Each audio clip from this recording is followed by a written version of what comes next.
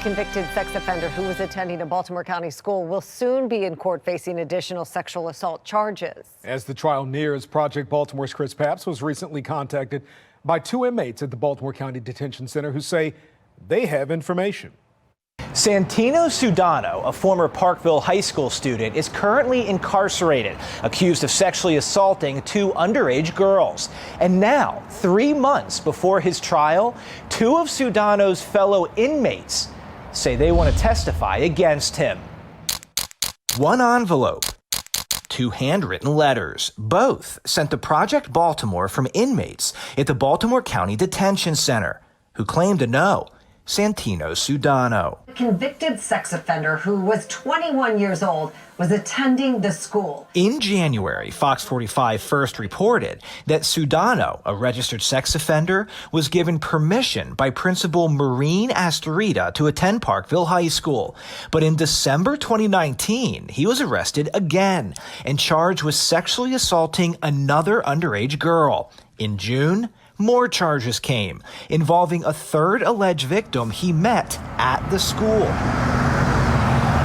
Fox 45 reached out to Sudano in jail. We never heard back. In July, his father told us the allegations are false. I can say anything, right? Does that make it true? Does it make it true? No, it doesn't. Sudano's trial is set for December, but earlier this month, Project Baltimore received this envelope with 2 letters from inmates at the Baltimore County Detention Center. The inmates say they've spoken with Sudano in jail and have information that could incriminate him, and they're willing to testify at Sudano's trial. This call will be recorded and subject to monitoring at any time. Project Baltimore spoke to one of those inmates over the phone. An inmate at Baltimore County Detention Center. A man currently incarcerated for charges in connection with an armed robbery, who said he has never written a news station before. What was your motivation for writing Fox 45? Figured that I would help seek justice for the little girls because I seen one of them on the news. The inmate went on to say he's had 4 or 5 conversations with Sudano, and while he allowed us to record the phone call, he asked that we do not use his name. They will kill you for being a snitch in jail. But you still felt like it was the right thing to do to contact Fox 45? Yes, sir.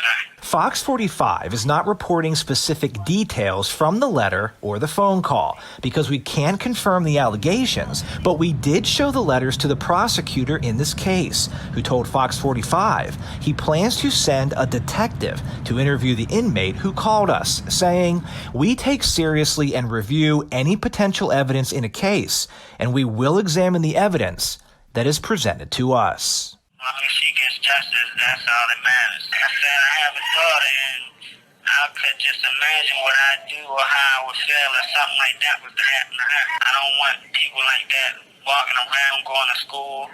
My daughter's going to grow up, wind up going to school, so I feel as though people like this shouldn't be in school, shouldn't be in society, period.